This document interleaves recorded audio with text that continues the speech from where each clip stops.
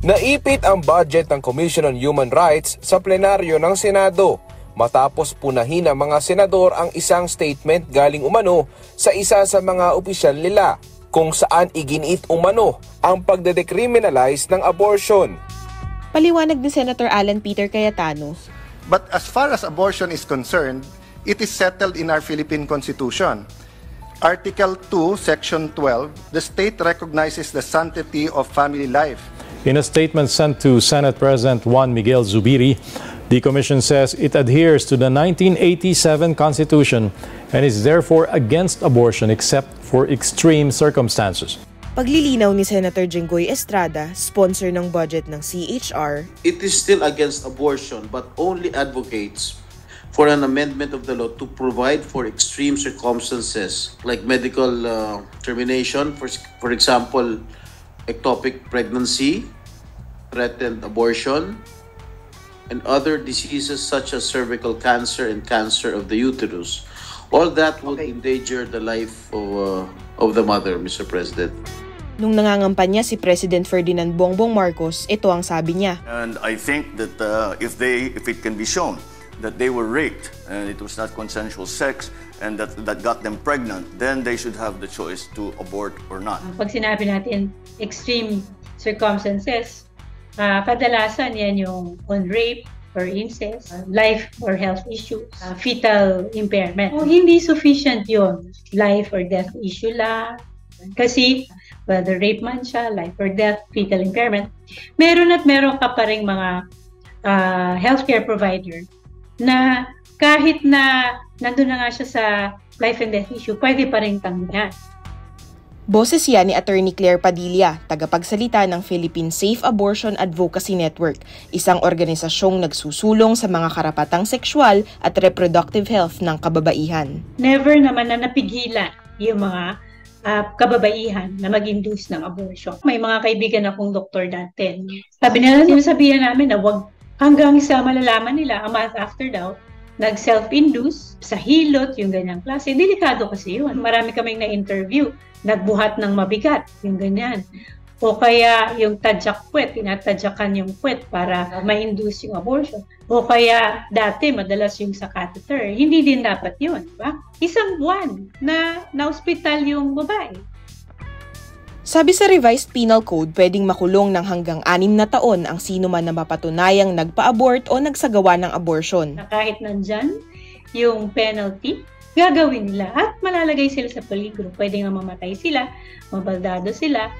Sa report ng University of the Philippines Population Institute noong 2020, tinatayang 1.1 million induced abortions ang nangyayari sa bansa kada taon.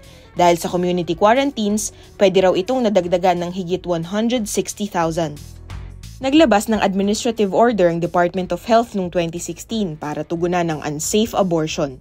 Kasama rito ang pagkakaroon ng access sa counseling services at emergency treatment. Kung life and death issue ito, allowed yung therapeutic abortion.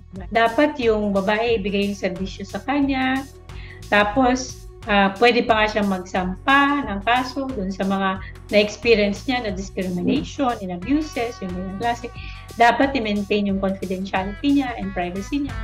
Sabi rin sa Reproductive Health Law na naging batas noong 2012, dapat bigyan ang lahat ng babaeng nangangailangan ng post-abortive care ng walang panghuhusga. Paano kung matapat sila sa religious hospital? O kaya doktor na ayaw kasi natatakot, baka daw makasuhan sila, di ba?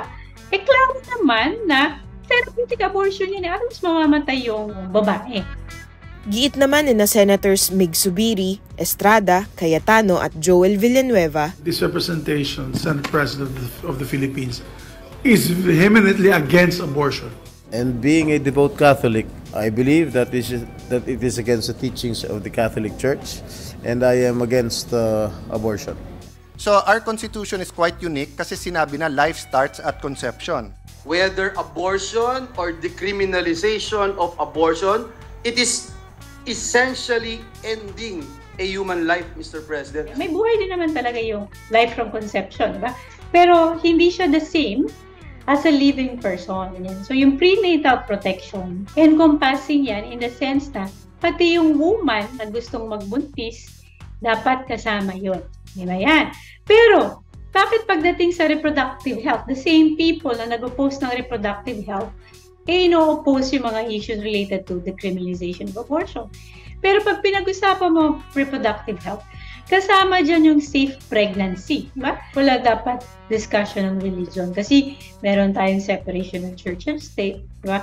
Meron tayong non-establishment of religion na hindi pwedeng i-establish ang sinasabi ng Biblia, sinasabi ng Quran, at iba pa. Sa panukalang batas na ipinadala ni Padilla sa Kongreso noong 2020, tatanggalin ang mga probisyon sa Revised Penal Code na nagpaparusa sa abortion. Magkakaroon din ng comprehensive safe abortion, emergency abortion at post-abortion care sa public at private health facilities sa bansa. Sa ngayon, wala pa ring batas tungkol sa abortion na nakalulusot sa Kongreso, pero naniniwala si Padilla. Saabot tayo dyan. Dati yung RH, lumabas na yan sa front page, di ba? Dati wala pa yan. Yung karapatan ng kababaihan, dapat may recognition tayo na ito ay personal decision niya. Dapat talaga walang control, walang subjugation ng women. In fact, kung titingnan nga natin, sino umaangal? Kahit nung nilabas namin yung tungkol sa mga bill, ang umaangal na karamihan, puro kalalakihan. Yung buhay ng babaeng pinag-uusapan, yung healthy life, well-being niya, yung future niya ang pinag-uusapan, at ng mga existing children.